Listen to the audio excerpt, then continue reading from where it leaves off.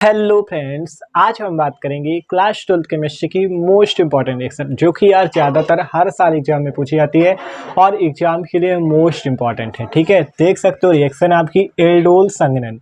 Aldol संघनन क्या होती है, बहुत ज़्यादा इंपॉर्टेंट रिएक्शन है और बहुत ही आसानी से आपको इस वीडियो पे समझाएंगे। तो यार वीडियो को प्लीज़ शुरू से लेकर आखिर तक जरूर देखना। तो चलो बात करते हैं एल्डोल संघनन। एल्डोल संघनन क्या होता है, ठीक है, बहुत आसान है। तो चलो देखते हैं। तो देखो पहले इसकी थ्योरी आपको पढ़ाते हैं, फिर एग्जाम्पल से पूरा समझाएंगे। ठीक है, तो थ्योरी पढ़ो। कह रहा है कार्बोनिल यौगिक जिनमें अल्फा हाइड्रोजन परमाणु होता है NaOH की उपस्थिति में संघनित होते हैं। क्या कहा गया? कार्बोनिल यौगिक जिनमें अल्फा हाइड्रोजन परमाणु होता है NaOH की उपस्थिति में संघनित होते हैं। फिर हमने नीचे से लिखा एसिटल्डिहाइड संघनित होकर एल्डोल बनाता है और यह अभिक्रिया एल्डोल संघनन कहलाती है। ठीक है, तो देखो कैसे आपसे कहा गया कार्बोनिल यौगिक। कार्बोनिल यौगिक कैसे, देखो यहाँ पे नीचे एग्जांपल दिया एसिटल्डिहाइड का। तो ये होता है फॉर्मूला एसिटल्डिहाइड का CH3CHO। अगर इसे आप लिखना चाहो तो इस तरह से भी लिख सकते हो CH3CH डबल बॉन्ड O। देखो CH3CHO तो CH3CHO। ये जो C डबल बॉन्ड O है इसे ही कहते हैं कार्बोनिल यौगिक। ये जो CO ग्रुप है इसे कहते हैं कार्बोनिल यौगिक। तो कार्बोनिल यौगिक जिनमें अल्फा हाइड्रोजन परमाणु। अब अल्फा हाइड्रोजन की बात आती है तो देखो जैसे ग्रुप है CHO, तो CHO ग्रुप है, इससे जुड़ा जो कार्बन होता है वो अल्फा कार्बन कहलाता है और इससे जो हाइड्रोजन जुड़े होते हैं वो अल्फा हाइड्रोजन कहलाते हैं। ठीक है, ध्यान से समझो। जैसे CHO ग्रुप है, जो इससे कार्बन जुड़ा है उसको अल्फा कार्बन और जो हाइड्रोजन जुड़ा उसे अल्फा हाइड्रोजन कहते हैं। अब जैसे पहला सदस्य जो एल्डिहाइड का HCHO, अब देखो ये जो HCHO है इसमें एल्डिहाइड ग्रुप है। अब इससे तो भैया कोई कार्बन जुड़ा नहीं है।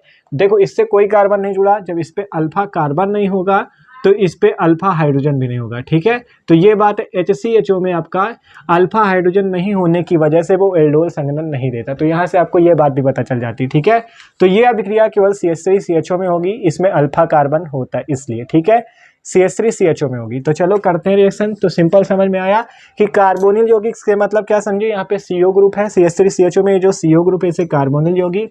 अल्फा हाइड्रोजन क्या हो गया, जैसे CH3CHO है, CH3CHO, ये जो CHO है इससे जुड़ा कार्बन अल्फा कार्बन और ये वाला हाइड्रोजन अल्फा हाइड्रोजन कहलाता है। तो इसको NaOH की उपस्थिति में क्रिया करते हैं तो ये संघनित हो जाते हैं। ठीक है, NaOH की उपस्थिति में ये संघनित हो जाते हैं। एग्जाम्पल देखो हमने लिखा एसिटल्डिहाइड संघनित होकर एल्डोल बनाता है। तो चलो बनाते हैं फिर आपको समझाते हैं। ठीक है, तो ये इसका नाम क्या है, एसिटल्डिहाइड। तो यहाँ पे एसिटल्डिहाइड के आपको दो अणु लेने हैं, CH3CHO के दो अणु लेने हैं। ठीक है, और उपस्थिति देनी है NaOH की। NaOH की उपस्थिति देनी है, जिससे होगा क्या, ये संघनित हो जाएंगे। संघनित कैसे होंगे, यहाँ से CH3CH, देखो एकदम आसान, CH3CH, ये वाला ऑक्सीजन यहाँ से एक हाइड्रोजन ले ले तो CH3CHOH। ठीक है, देखो CH3CH ये है, O यहाँ का एक हाइड्रोजन ले लो CH3CHOH। अब यहाँ से एक हाइड्रोजन ले लिया तो क्या बचा, CH2 लिख दो और यहाँ से CHO। देखो CH3CHO NaOH से क्रिया तो CH3CHO, ये वाला यहाँ से एक हाइड्रोजन लो CH3CHOH और CH2CHO। ठीक है, यहाँ से जब एक हाइड्रोजन ले लोगे क्या बचेगा, CH2, तो CH2CHO, इसी का नाम है एल्डोल। ठीक है, एल्डोल। या आप कह सकते हो, देखो चार कार्बन है, 1 2 3 4, इसका नाम आप लिख सकते हो हाइड्रॉक्सी। OH ग्रुप लगा तो हाइड्रॉक्सी ब्यूटेनल या ब्यूटल्डिहाइड। ठीक है, ब्यूटेनल लिख देते हैं, हाइड्रॉक्सी ब्यूटेनल।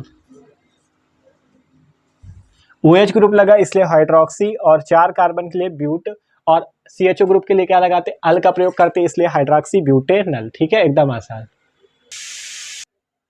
ठीक है, तो सिंपल हमने दो CH3CHO के अणु लिए, NaOH द्वारा इसको संघनित किया तो हमें क्या प्राप्त हुआ, एल्डोल प्राप्त हुआ, जिसे हाइड्रॉक्सी ब्यूटेनल कह सकते हो। तो सिंपल आपसे मैं कहा था कार्बोनिल यौगिक अर्थात जिसपे CO ग्रुप लगा हो, यहाँ पे देखो ये C ये O, तो CO ग्रुप लगा है। तो कार्बोनिल यौगिक जिनमें अल्फा हाइड्रोजन परमाणु होता है NaOH की उपस्थिति में संघनित हो जाते हैं। संघनित होकर क्या बनाते हैं? एल्डोल। तो यहाँ पे एस्टरडिहाइड संघनित होकर एल्डोल बनाता है और यह अभिक्रिया एल्डोल संघनन कहलाती है। सिंपल एग्जांपल दे देना, CH3CHO CH3CHO दोनों एस्टरडिहाइड के अणु हैं, NaOH की उपस्थिति में क्रिया हुई एल्डोल बन गया, या जिसे कहते हैं हाइड्रोक्सी ब्यूटेनॉल।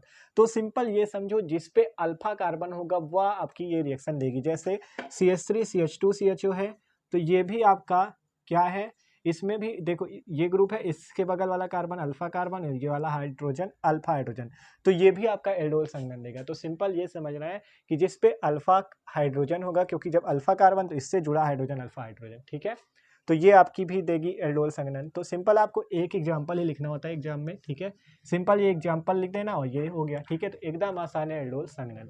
तो यार वीडियो अच्छा लगा हो तो लाइक कर देना, स्क्रीनशॉट भी ले लो, और चैनल पे ना हो तो सब्सक्राइब जरूर कर देना। और एक बार डिस्क्रिप्शन पे प्लेलिस्ट मिल जाएगी आपको सारे सब्जेक्ट की, ठीक है, chemistry, physics, Hindi, English, math, सारे सब्जेक्ट की तैयारी तगड़े से कर रहे हैं हम लोग।